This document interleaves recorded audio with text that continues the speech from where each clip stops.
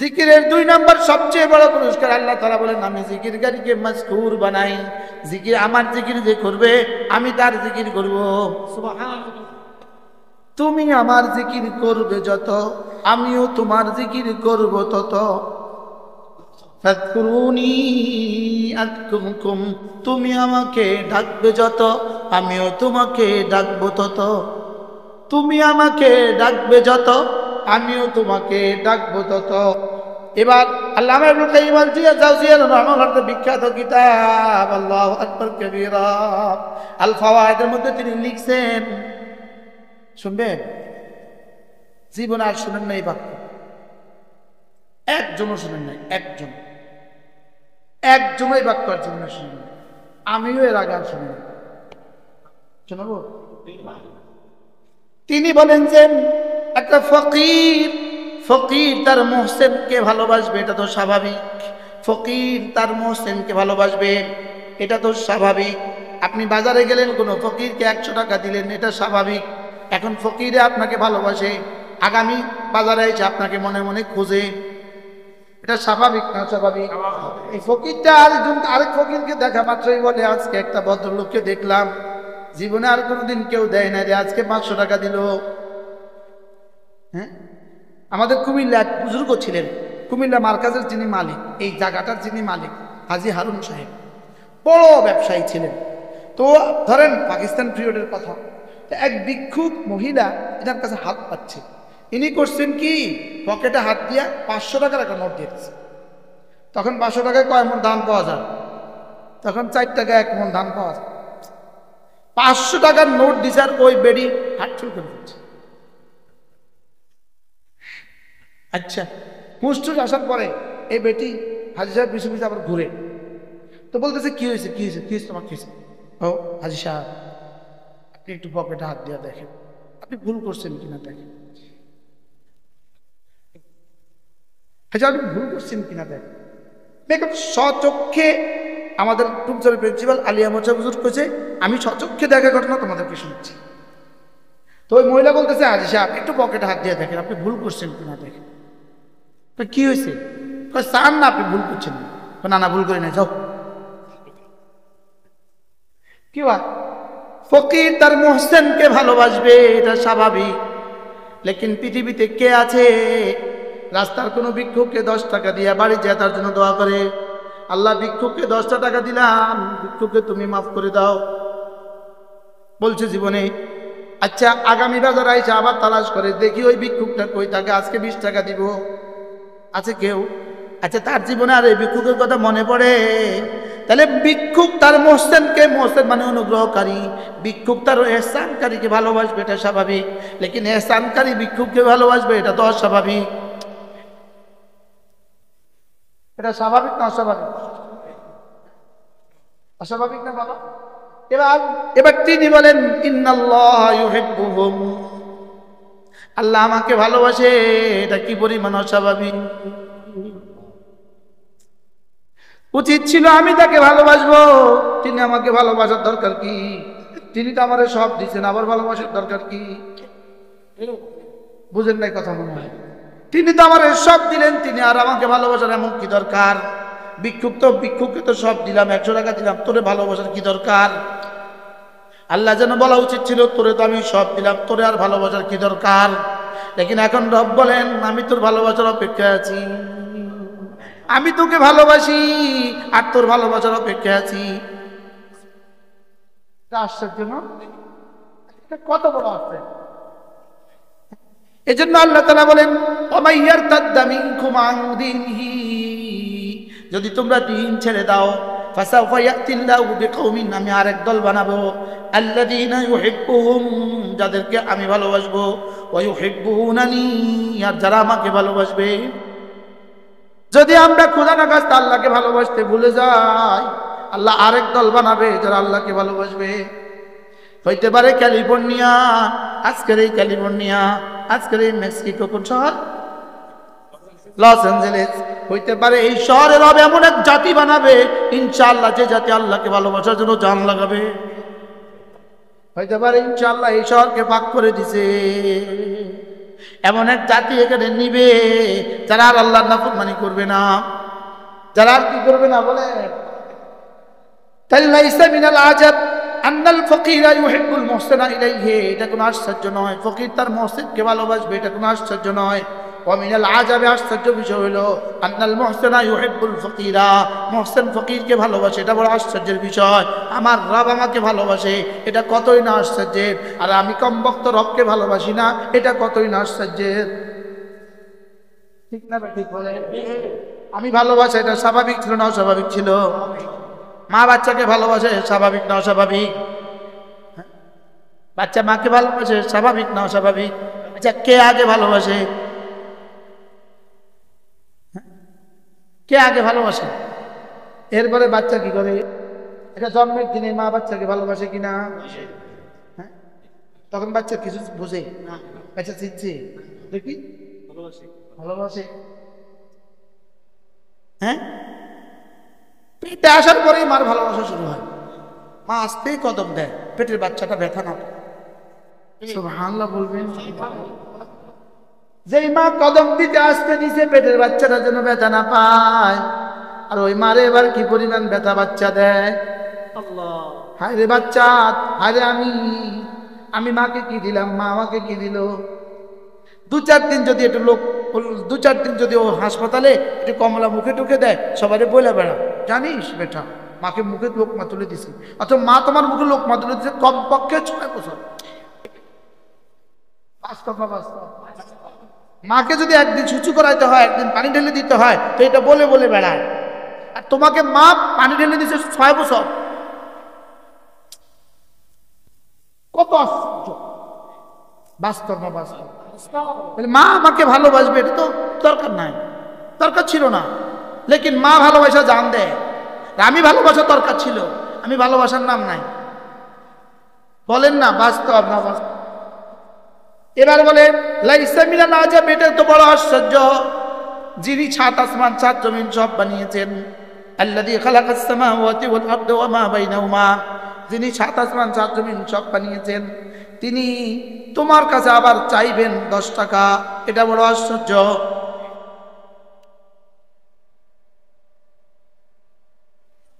ঘরের জন্য 100 টাকা দাও, কে চাইতেছে? এটা কি কথা? আপনি না 7 আসমান 7 জমিন সব বানাইছেন, আপনি না স্বর্ণের খনি বানাইছেন, আপনি না হীরার খনি বানাইছেন, আপনি না তেলের খনি বানাইছেন, তো ওখান থেকে কিছু এখানে ঢাইলা দেন না আমার কাছে সাপ কিনলিগা। আল্লাহ কয় এটা বড় আশ্চর্য। আমি তোমার কাছে চাইতেছি, এটা বড় আশ্চর্য। তুমি আমারে তোমার জীবনের সর্বস্ব দিয়ে দিবা, এটা কোনো আশ্চর্য নয়। কিন্তু তুমি তো দেওই না, আমি তোমার কাছে এখন চাইতেছি, এটা বড় আশ্চর্য। আবার আমি চাইতেছি কিনলিগা, এটা আবার আমার জন্য আমি চাইতেছি না, আমি আবার তোরে ডবল দেওয়ার লেগে চাইতেছি। আশ্চর্য কথা। আমি আবার তোকে কি দিতে চাইতেছি। এই জন্য আল্লাহু আকবার কাবীরা, বুঝলাম না যে সেটাও বুঝলাম না। বলেন কি বলছি? মনে করছি মোবাইলে বুঝি আমার জীবন, মনে করছি টেলিভিশনেই বুঝি আমার জীবন। ইমাম সাহেব যদি তারাবির সেজদার মধ্যে 4 জায়গায় 5 বার তাসবিহ পড়ে, তো শেষে কি করে? হুজুর আরেকটু শর্ট করেন। আপনাদের শহরে মনে হয় বলে না,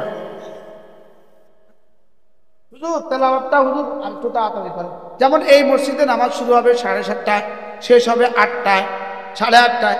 আরেক মসজিদে নামাজ শুরু হবে 7:30টায়, শেষ হবে 8:15টায়। যে দেখবেন কোন মসজিদে মুসল্লি বাড়ে, কোন মসজিদে কমে। 8:15, 8:30, কোন মসজিদে মুসল্লি বেশি। মানে 15 মিনিট ওনার জীবনের জন্য এতটা দামি, কারণ 15 মিনিট তুমি 15 কোটি টাকা কামাই ফেলবো,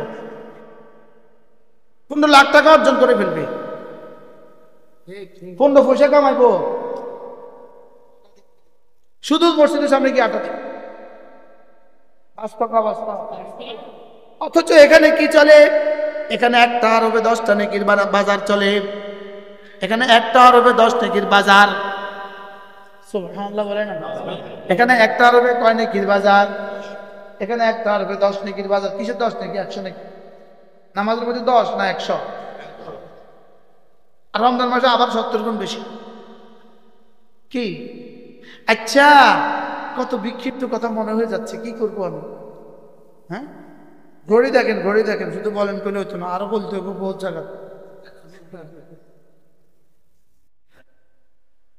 বহুত জায়গা বলতে হবে।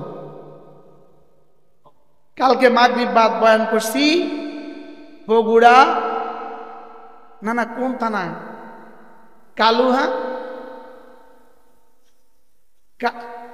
কালকে জোহর বাদ বয়ান করছি কাহালু থানা, মাগরিবাদ বয়ান করছি আরেক থানায় বগুড়া, এশাবাদ বয়ান করছি আরেক থানা, এরপরে রাত 12টা রওনা দিছি, এরপরে আলহামদুলিল্লাহ জুমার বয়ান করছি। আমার জুম্মা একটা মহাসম্মেলন, আলহামদুলিল্লাহ আমার জুমা হলো মহাসম্মেলন। এরপরে জুমা বয়ান করছি, এরপরে আলহামদুলিল্লাহ আপনাদের কাছে আসছি। ইনশাল্লাহ আসার পরে যাত্রাবাড়ি বয়ান করবো, ইনশাল্লাহ এরপরে গোবিন্দপুর বয়ান করবো, এরপরে সোজা সিলেট যাইয়া ইনশাল্লাহ আবার বয়ান করবো দুপুর 12। ইনশাল্লাহ এক জায়গায় সব ঢেলে দিলে তো আমার বুঝি শেষ হয়ে যাবে, আমি পরে কি করি।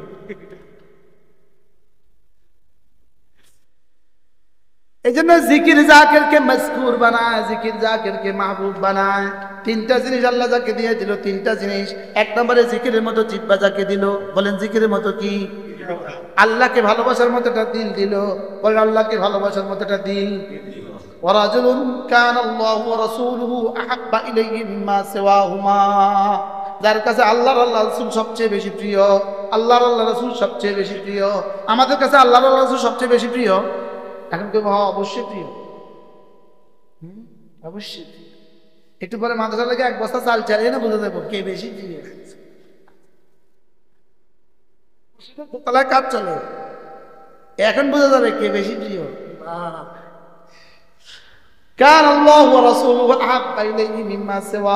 যার কাছে আল্লাহর আল্লাহ রাসূল সবচেয়ে বেশি প্রিয়, বলেন যার কাছে আল্লাহর আল্লাহ রাসূল কি? মাঝে মাঝে এগুলো চর্চা করা উচিত না? আচ্ছা, মানুষ মানুষকে ভালোবাসে কেন? মানুষ মানুষকে ভালোবাসে 3 কারণে। 1 নম্বর রূপে, 2 নম্বর গুণে, 3 নম্বর দানে। বলেন